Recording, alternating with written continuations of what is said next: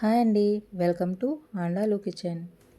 ఈరోజు మనం ఇంట్లోనే రెస్టారెంట్ స్టైల్లో ఎంతో రుచికరంగా జ్యూసీగా ఉండే మటన్ కర్రీ ప్రిపేర్ చేయడం చూద్దాం. ముందుగా కుక్కర్ పెట్టుకొని కొంచెం ఆయిల్ వేసుకొని ఇలాచీ, లవంగ, దాల్చిన చెక్క, కొంచెం జీలకర్ర వేసుకొని బాగా వేయించుకోవాలి.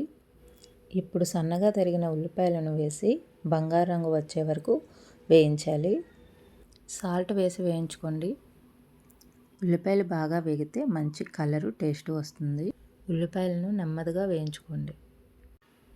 ఇప్పుడు కొంచెం అల్లం వెల్లుల్లి పేస్ట్ వేసుకొని పచ్చివాసన పోయేంత వరకు బాగా వేయించుకోవాలి. కొంచెం పసుపు వేసుకొని వేయించుకోండి. ఇప్పుడు ముందుగానే శుభ్రం చేసి పెట్టుకున్న మటన్ వేసుకొని 8 నుంచి 10 నిమిషాల పాటు బాగా వేయించుకోండి. కొంచెం ఉప్పును యాడ్ చేసుకొని వేయించుకోండి. మటన్ వేగేటప్పుడు వాటర్ వస్తుంది కదా, ఆ వాటర్ ఇంకిపోయేంత వరకు బాగా వేయించుకోండి. చూడండి, వాటర్ అంతా ఇంకిపోయింది. ఇప్పుడు నేను ఇక్కడ కారం వేసుకుంటున్నాను. మీరు ఎంత తింటే అంత వేసుకోండి కారం. నేనైతే 3 స్పూన్స్ యాడ్ చేసుకుంటున్నాను.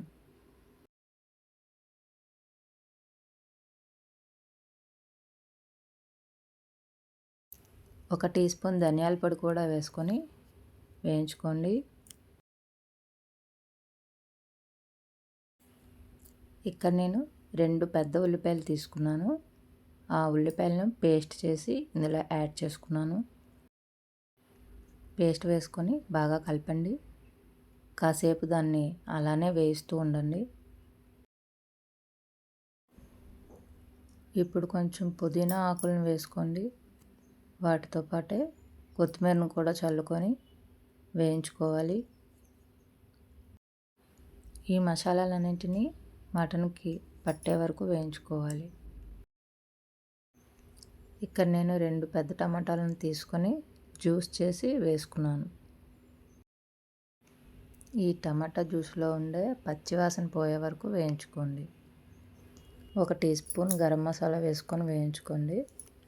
తర్వాత వాటర్ యాడ్ చేసుకోండి. ఒక గ్లాస్ వాటర్ వేసుకుంటున్నాను నేను.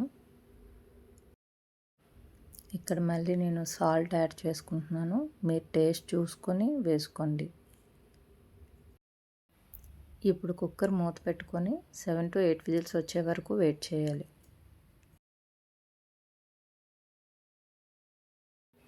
నాకు 8 విజిల్స్కి ఉడికిపోయిందండి. మూత తీసాక కూడా కాసేపు మగ్గించాలి.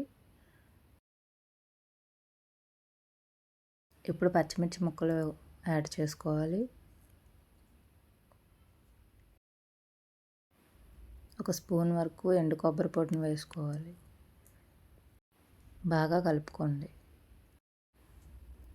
లాస్ట్లో మసాలా పొడి యాడ్ చేసుకోవడం మర్చిపోకండి. అంతేనండి, ఎంతో రుచికరమైన జ్యూసీగా రెస్టారెంట్ స్టైల్ మటన్ కర్రీ సిద్ధమైపోయింది. దీన్ని మీరు వేడివేడి అన్నంతో కానీ, రోటీతో లేదా చపాతీతో కానీ, నాన్లోకైనా తింటే రుచి మరింత పెరుగుతుందండి. లాస్ట్లో కరివేపాకు, కొత్తిమీర యాడ్ చేసుకోండి. ఈ రెసిపీ మీకు నచ్చితే తప్పకుండా ట్రై చేసి ఎలా వచ్చిందో నాకు కమెంట్ చేయండి. వీడియో నచ్చితే లైక్ చేయండి. మీ ఫ్రెండ్స్ అండ్ ఫ్యామిలీకి షేర్ చేయండి. ఇంకా ఇలాంటి సింపుల్ అండ్ టేస్టీ వంటకాల కోసం ఆండాలు కిచెన్ ఛానల్ని సబ్స్క్రైబ్ చేసుకోండి. బెల్ ఐకాన్ కూడా ప్రెస్ చేయండి. మరో కొత్త రెసిపీతో మళ్ళీ కలుద్దాం.